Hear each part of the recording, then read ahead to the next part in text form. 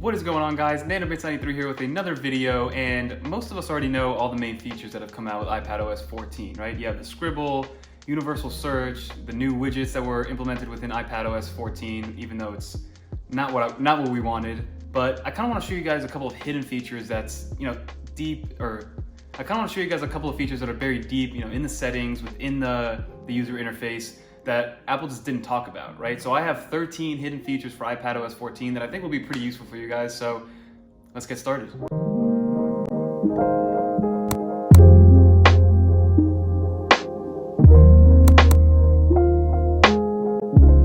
So guys, let's talk about the first hidden iPadOS feature that just really wasn't advertised during the Apple keynote, and that has to be support for 4K video finally on YouTube. So if you go and open up a 4K video, as you can see right here, I have just a random one, and you go into the quality, you can now go up to that 4K setting, which is absolutely amazing, guys.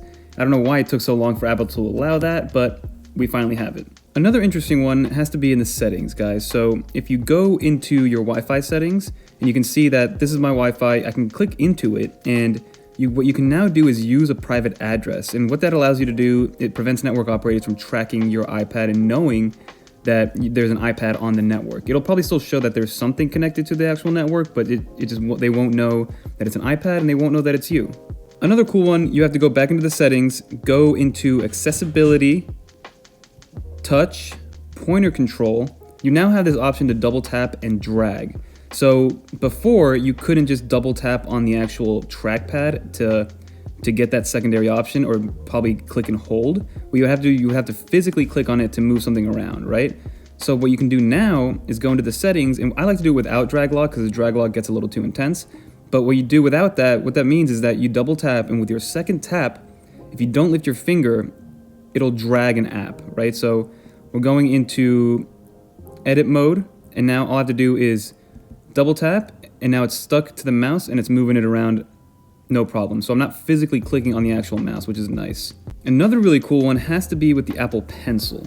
So if you go into the Apple Pencil, I have it in my hand, you now can go and do different things with the pencil itself, right? So it's got the handwriting feature, which we've seen multiple times, but now what you can do is scribble to remove text.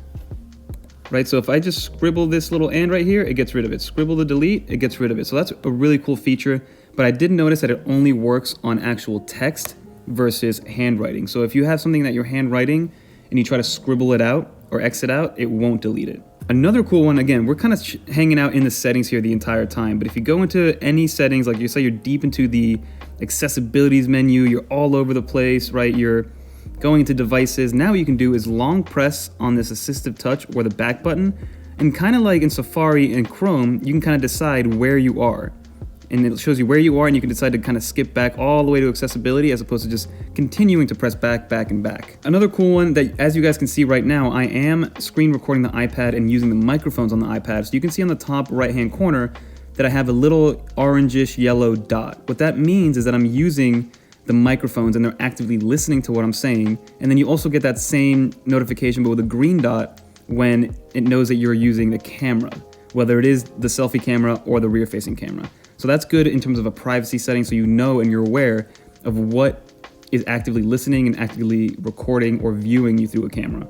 And then if we continue back to the home screen, something that I didn't know about the actual widgets. So to edit your widgets, you just long press on the actual clock or the time. And what I didn't know you could do is obviously you can move them around and whatever the case may be, but you can stack two over each other and create your own custom smart stack and filter through them like you would another smart stack. It's just a custom one. So instead of having a bunch of different ones, you now have the exact one that you want, and you can just filter through them. So that's a nice little feature, which I didn't know and was not aware that that was a thing. Another very interesting one has to be with cutting and pasting, right? So let's say I go to google.com, right? If I copy and paste that, so I'm copy this, and then if I want to put that link somewhere else, let's say in a notes file that I have open, I can now go into my notes, paste it, and on the top of the screen, you'll see that it tells you where it's pasted from. So that's nice to know, so you know exactly where you're pasting something from for security reasons. So that's a very nice little feature. Another interesting one, which I didn't notice until I set my alarm, was that if you go into the alarm settings and try to input a new alarm, Normally, it's that scrolly click wheel to change the time, right? But right now I have the Magic Keyboard on, so it's not going to actually show you the number pad. But if I pull the iPad off the keypad, boom, you get a number pad instead of that scrolling wheel that takes forever to actually use. And then I put it back on, and it goes away, and then I can use the number pad on the keyboard to change the time to whatever I want it to be. So that's a nice little feature. I never like that scroll wheel. Another cool one has to be when a Bluetooth device is connected to the iPad. Normally, if you put your Apple Pencil on top, you get the little Apple Pencil notification, right? But now it'll do that for any Bluetooth device, regardless of brand or product. As long as it has a Bluetooth connection and connects to your iPad, you'll get that little notification that there's something connected to the iPad from a Bluetooth perspective. And then you'll also get that same little pop-down notification when your AirPods are running low on battery. So that's a nice little touch. And then there's two more features that I want to talk about with you guys. One of them has to go into settings. And if you go into accessibility, then over to AirPods, you now have the option, and then you go into audio accessibility settings. You now have the options to change basically the EQ of your AirPods, which is really nice. And there's a whole nice little setup process, which I'll show you guys and put it on the screen right now, of how it allows you to set up your AirPods the way you want them from a custom and EQ perspective. And then the last one has to be this cool little update that I noticed on Reddit, which is that now Apple is bringing keyboard and mouse gaming to the iPad. So I think within the next few months, once the official release comes out, we'll be able to use a keyboard, the Magic Keyboard that's on here, and then an external mouse to actually play, any type of video game that allows you to use that interface. So those are the updates that I have for you guys. So those are my hidden features that I was able to kind of find throughout, the actual iPadOS update. Because keep in mind, the update was over 4 gigabytes in size.